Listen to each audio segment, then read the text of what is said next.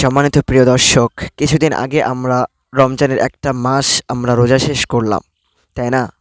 তো কিছুদিন আগে আমরা রোজা শেষ করেছি। তো রোজা শেষ করার পর আল্লাহ পাক রব্বুল আলামিন আমাদের প্রতি খুশি হয়ে ঈদ উল ফিতর আমাদের মাঝে উপহার স্বরূপ দিয়েছেন।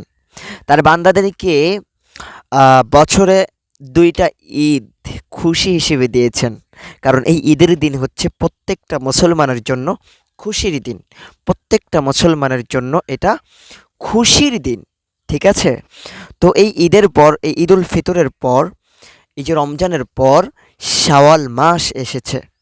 তো শাওয়াল মাসের এত গুরুত্বপূর্ণ কিছু আমল আছে। তো এই আমল যদি আপনি করতে পারেন, আল্লাহ পাক রব্বুল আলামিন আপনার জীবনের সমস্ত গুনাহ আল্লাহ মাফ করে দিবে।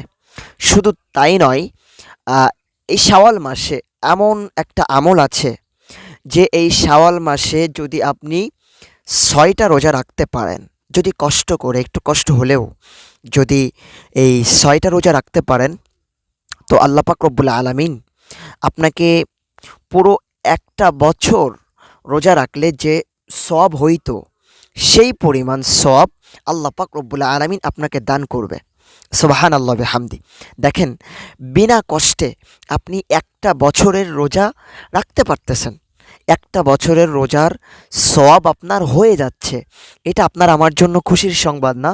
হ্যাঁ, দেখেন, সাহাবী রাদিয়াল্লাহু তাআলা আনহুরা সবসময় চেষ্টা করত কোন কাজ করলে বেশি নেকি পাওয়া যায়, কোন কাজ করলে বেশি সওয়াব অর্জন করা যায়। তারা সবসময় চেষ্টা করত যে আমরা কিভাবে আখিরাতে ভালো থাকতে পারি। দুনিয়ায় ভালো থেকে কি করব? কয়টা দিন আমরা দুনিয়াতে থাকতে পারবো? বেশি দিন আমরা দুনিয়াতে থাকতে পারবো না, এটা সবাই বিশ্বাস করি।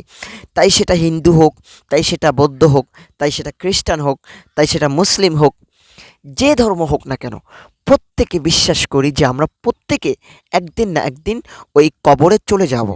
আল্লাহ পাক রব্বুল আলামিন কোরআনের ভিতরে কয়েক জায়গায় বলে দিয়েছেন, কুল্লু নাফসিন যায়িকাতুল মাউত সুম্মা ইলাইনা তুরজাউন।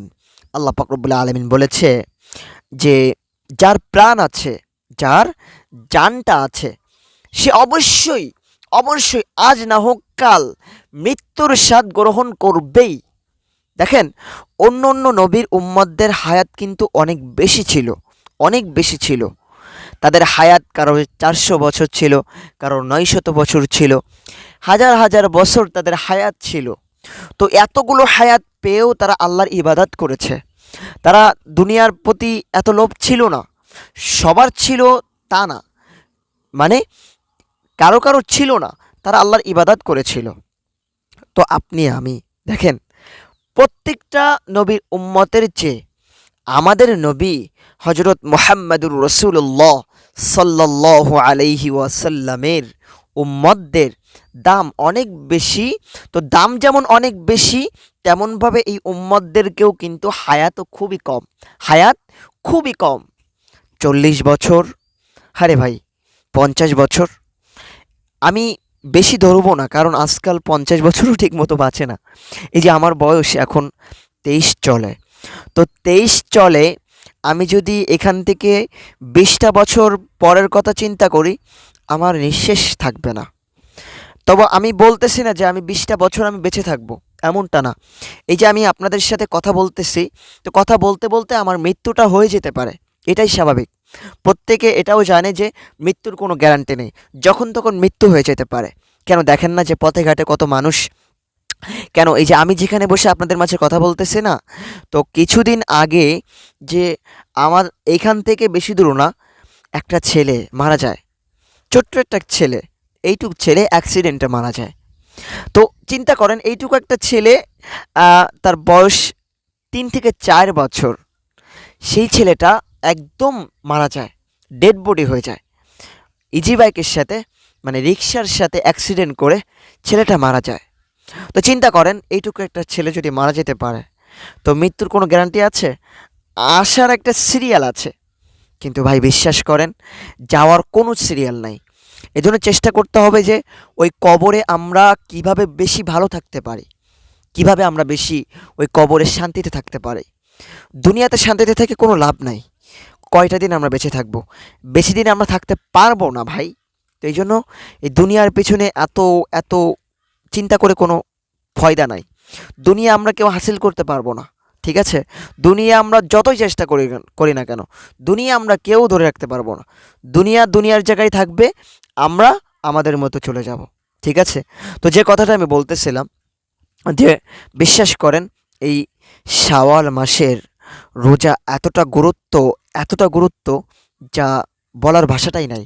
বিশ্বাস করেন এই শাওয়াল মাসে যদি কষ্ট করে আপনি ৬টি রোজা যদি রাখতে পারেন, মাত্র ৬টি রোজা যদি আপনি রাখতে পারেন, আল্লাহ পাক রব্বুল আলামিন একটা বছর রোজা রাখলে যে পরিমাণ সওয়াব পাইতেন, সেই পরিমাণ সওয়াব এই ৬টি রোজা রাখার কারণে আল্লাহ পাক রব্বুল আলামিন আপনাকে এই যে একটা বছর রোজা রাখার মতো সওয়াব দান করবে। এটা আপনার আমার জন্য ভালো না বলেন? হ্যাঁ, বিনা কষ্টে আমরা একটা বছর ৬টি রোজা রাখার পর আমরা একটা বছর খাবো দাবো ইচ্ছা মতো ফুর্তি করব, অথচ আমাদের রোজা রাখার সওয়াব হয়ে যাচ্ছে।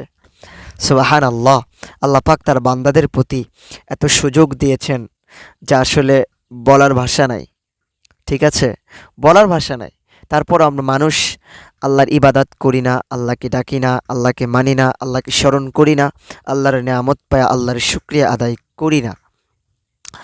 তো আমাদেরকে দেখেন, আমরা জীবনে অনেক বড় বড় গুনাহ করেছি, অনেক বড় বড় গুনাহ করেছি।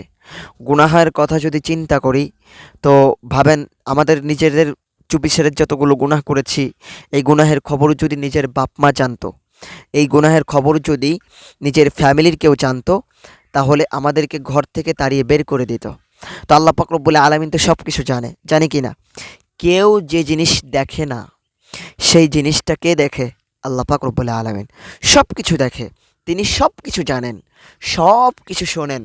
বলা হয়েছে যে সাগরের নিচে, সাগরের তলদেশে, মহাসাগরে, আটলান্টিক মহাসাগরের নিচে যদি একটা পিপিলিকাও যদি হেঁটে যায়, ওই পিপিলিকার পায়ের শব্দ আমার আল্লাহ পাকের কানে চলে যায়। সুবহানাল্লাহি ওয়া বিহামদিহি, কেমন ক্ষমতাবান, কেমন ক্ষমতাশীল! তারপরও আমরা ওই আল্লাহকে মানি না। আমরা কেমন যেন ভাবি যে আমরা এই দুনিয়াতে সারা জীবন থাকবো, এই দুনিয়াতে আমরা সারা জীবন বসবাস করব। দুনিয়াতে কয়টা দিন ভালো থাকার জন্য আমরা কত কিছু না করি, চুরি ডাকাতি কত কিছু না করি, কোনো লাভ নাই ভাই। আসুন, এখনও সময় আছে, আল্লাহর পথে ফিরে আসুন, আল্লাহকে ডাকুন, আল্লাহর কাছে মাফ চান।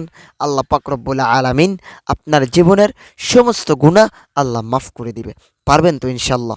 পারবেন তো ইনশাল্লাহ? হ্যাঁ, তো অবশ্যই অবশ্যই আল্লাহ পাকের গুণগান করবেন, আল্লাহ পাককে বেশি বেশি করে স্মরণ করবেন। এই শাওয়াল মাস অনেক গুরুত্বপূর্ণ একটা মাস। যে আমলের কথাটা আমি বললাম, এই শাওয়াল মাসে অবশ্যই একটু কষ্ট হলেও, দেখেন এখানে যদি কেউ বলতো যে আপনি একটা জায়গায় চাকরি করেন, ওই চাকরির জায়গায় কেউ যদি বলতো যে অমুক কাজ যদি করো, সারা মাস তোমার কোনো কাজ করা লাগবে না, সারা মাস তোমার কোনো কষ্ট করা লাগবে না, কষ্ট না করেও তুমি বেতন পেয়ে যাবা, মাস গেলে তুমি বেতন পেয়ে যাবা।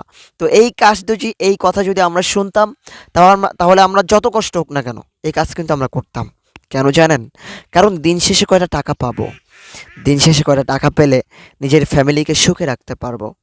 আমরা অনেকে এটা চেষ্টা করি, করি কিনা বলেন? করি কিনা? অবশ্যই করি। তো আমরা যতই চেষ্টা করি না কেন দুনিয়াতে হয়তো কিছুদিন ভালো থাকতে পারবো, কেন আমরা কি এটুকু পারি না যে অল্প কিছু কাজ করলে আমরা অনেক সওয়াব পাইবো? দেখেন এই দুনিয়াতে টাকা ছাড়া যেমন চলা যায় না, আখেরাতেও কিন্তু টাকা ছাড়া চলা যায় না। ওই টাকার নাম কি জানেন? নেকি। ওই নেকি, ওই কিয়ামতের ময়দানে একটা নেকির জন্য আপনি কিন্তু দৌড়াদৌড়ি করবেন। আল্লাহ বলবে, বান্দা ঠিক আছে, তুই একটা নেকি দেখা, তুই একটা নেকি যদি আনতে পারিস তাহলে তোকে আমি জান্নাতে দিয়ে দিব। তখন আল্লাহকে বলবে, আল্লাহ তুমি তো আমাকে বললা যে আমাকে তুমি একটা নেকি দিলে, তুমি আমাকে একটা নেকি যদি আমি তোমাকে দেখাতে পারি, তুমি আমাকে জান্নাতে দিবা। ঠিক আছে আল্লাহ, আমাকে কিছু সুযোগ দাও, আমি আমার ফ্যামিলি থেকে আমি একটা নেকি আনতে পারবো অবশ্যই। কারণ দুনিয়াতে তারা আমাকে অনেক মহব্বত করতো, আমার বন্ধু বান্ধবকে কত আমি আড্ডা মেরেছি, আমার পিতা মাতা, আমার ভাই বোন আছে, সবার কাছে চাইলে আমাকে কেউ না কেউ একটা নেকি দিবেই। খুব আশা নিয়ে, খুব মানে খুব আশা নিয়ে যাবে তাদের কাছে, খুব আশা ভরসা নিয়ে যাবে। যাওয়ার পর তারা কি বলবে জানেন? তাদের ভাই বোনের কাছে যাবে, বন্ধু বান্ধবের কাছে যাবে, কয় দুনিয়াতে আমার কোনো বন্ধু বান্ধব ছিল না, সবাই একটা নেকি দেওয়ার জন্য অস্বীকার করবে, কেউ একটা নেকি দিবে না। এমনকি আপনার নিজের মা আপনাকে এত ভালোবাসতো, দুনিয়াতে আপনাকে ছাড়া থাকতে পারতো না, আপনাকে না দেখলে তারা থাকতে পারতো না, দুঃখ কষ্ট পেত। তো সেই মা একটা নেকি আপনাকে দিবে না, একটা নেকি দিবে না। তো এই নেকি কামাই করার জন্য অনেক প্রকারের সুযোগ আছে, অনেক প্রকারের সুযোগ আছে। দেখুন, আল্লাহ পাক রব্বুল আলামিনের কাছে এখনও সময় আছে, মাফ চান আর বেশি বেশি অল্প কিছু কাজ করবেন, তার জন্য অনেক নেকি পেয়ে যাবেন। এর জন্য আপনি কিয়ামতের ময়দানে দেখবেন ছোট ছোট কাজ করেছেন তো অনেক নেকির মালিক হয়ে আপনি চলে এসেছেন। ঠিক আছে, দেখবেন আপনার আমল নামায় অনেক নেকি, তখন আপনি ভাববেন কি ব্যাপার, আমি তো এত নেকি করি নাই, এত নেকি আমার আমল নামায় কীভাবে আসলো, কীভাবে আসলো? তখন আপনি চিন্তা করবেন যে এত নাকি আমার কিভাবে আসলো। ঠিক আছে, তো বেশি বেশি করে আল্লাহ পাকের দরবারে বেশি বেশি করে দোয়া করবেন, আল্লাহ পাক রব্বুল আলামিন যেন আপনাকে ওই কিয়ামতের ময়দানে যাতে আমরা সবাই নাজাত পেতে পারি, সেই তৌফিক আল্লাহ পাক রব্বুল আলামিন আমাদের সবাইকে দান করুক। সবাই বলেন আমিন। দেখেন, নেকি পাওয়ার অনেক অনেক মাধ্যম আছে। যেমন আমি একটা আমল বললাম আজকে আপনাদের মাঝে, শাওয়াল মাসের এই 6টি রোজা যদি আপনি রাখতে পারেন, কোনো কষ্ট নয়, কষ্টবিহীন, কষ্ট ছাড়া আপনি একটা বছর রোজা রাখলে যে পরিমাণ সওয়াব পাইতেন সেই সওয়াব আপনি পেয়ে যাচ্ছেন। তাহলে রাখলে সমস্যা কি? মাত্র তো 6টাই তো রোজা, নাকি? 6টা রোজা রাখতে কোনো ব্যাপার না। তো আল্লাহ পাক রব্বুল আলামিন আমাদের সবাইকে এই 6টি রোজা রাখার মতো তৌফিক দান করুক। সবাই বলেন আমিন। তো যাই হোক, ভিডিওর শেষে আমি কিছু কথা বলবো। দেখেন, আমি আমি চাচ্ছি যে আপনাদেরকে নিয়ে আমি কিছু খেদমত করতে চাই। আমার দেখা আমার দেখা একটা মাদ্রাসা আছে, সেই মাদ্রাসায় কিছু এতিম সন্তান আছে। দেখেন, আমাদের অনেকে আছে যারা প্রবাসে থাকি, কিংবা অনেকে আছি যে অনেক ধনী, কিন্তু টাকা আমরা কোথায় দিব, কোথায় দান করব, এমন কোনো জায়গা আমরা পাই না, এমন কোনো জায়গা আমরা পাই না। তো আমি আপনাদেরকে অনুরোধ করে বলবো যে যারা দান করতে চান, যারা দান করতে ইচ্ছুক, আমি আপনাদেরকে নিয়ে যারা অসহায় মানুষ আছে, যারা অসহায় মানুষ, আমি তাদের পাশে দাঁড়াতে চাই। আমি আমার যদি আল্লাহ পাক রব্বুল আলামিন সেরকম সামর্থ্য দিত, তো অবশ্যই আমি আপনাদের কাছে চাইতাম না, আমি নিজে নিজেই তাদেরকে হেল্প করতাম, আমি নিজে নিজেই তাদের পাশে দাঁড়াতাম। তো ভাবলাম যে এরকমভাবে মানুষের কাছে চেলে হবে না, যেহেতু আপনাদের কাছে অনেকে আমার ভিডিও দেখেন, এর ভিতরে যদি কেউ অনুগ্রহ করেন, কেউ যদি অনুগ্রহ করেন, আর এটাও কিন্তু একটা সদকায়ে জারিয়া। দেখেন, আপনি চায়ের দোকানে বসলেও কিন্তু আপনার অনেক টাকা খরচ হয়ে যেত, অনেক টাকা খরচ হয়ে যেত। চায়ের দোকানে বসলে তো আপনার 100-200 টাকা এমনি খরচ হয়ে যেত চা খাইতে খাইতে।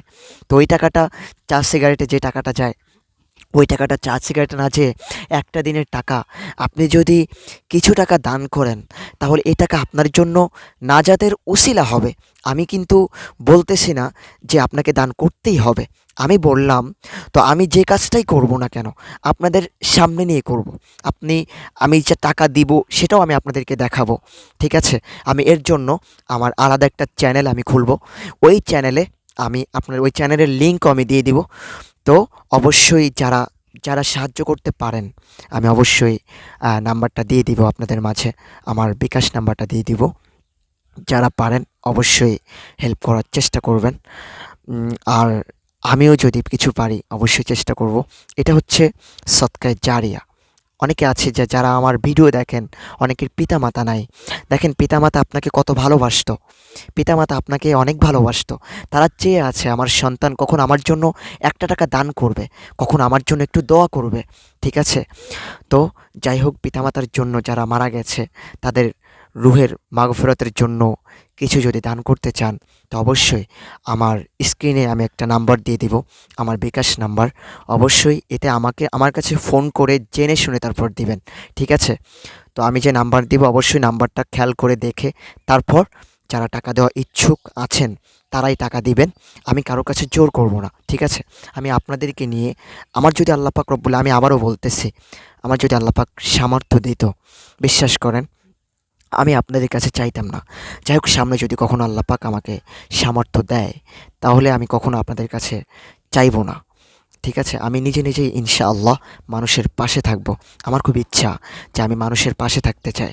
তো আপনারা যদি হেল্প করেন তাহলে অবশ্যই সবাই মিলে, আসলে একা একা কোনো কাজ প্রথমে শুরু করা মানে সম্ভব না। যদি আপনারা আমার পাশে থাকেন তাহলে অবশ্যই আপনাদেরকে নিয়ে আমি এই জার্নিটা শুরু করতে চাই। তো অবশ্যই যারা আমার কথায় একমত আছেন তারা অবশ্যই একটা লাইক দিবেন, আর অবশ্যই কমেন্ট করে বলবেন কারা কারা আমার কথায় একমত আছেন। তো এটাই ছিল। আর আমি নাম্বারটা দিয়ে দিব খুব সুন্দর করে, আমি নিচে নাম্বারটা দিয়ে দিব। তো অবশ্যই এই নাম্বারে যারা পারেন, ঠিক আছে, ১০০ টাকা, ২০০ টাকা, ৫০০ টাকা, যারা প্রবাসে থাকেন, যাদের টাকা পয়সা আল্লাহ পাক রব্বুল আলামিন দিয়েছে, সবসময় একটা কথা মাথায় রাখবেন যে ধনী বানানোর মালিক আল্লাহ, গরিব বানানোর মালিক আল্লাহ। তা আল্লাহ পাক রব্বুল আলামিন সম্পদ দিয়েছেন পরীক্ষা করার জন্য, সম্পদ নিয়েছেন পরীক্ষা করার জন্য। এই জন্য যেমন অবস্থায় থাকেন সবসময় শুকরিয়া আদায় করবেন আল্লাহ পাকের। আলহামদুলিল্লাহ, আল্লাহ যে অবস্থায় রেখেছে আলহামদুলিল্লাহ। তো যে কথাগুলো বললাম, আল্লাহ পাক রব্বুল আলামিন আমাদের সবাইকে এর ওপর আমল করার তৌফিক দান করুক। সবাই বলেন আমিন। তো আজকের ভিডিওটা এই পর্যন্ত। সবাই ভালো থাকবেন, সুস্থ থাকবেন। এখন আমি আপনাদের মাঝ থেকে বিদায় নিচ্ছি। আসসালামু আলাইকুম ওয়া রাহমাতুল্লাহি ওয়া বারাকাতুহু।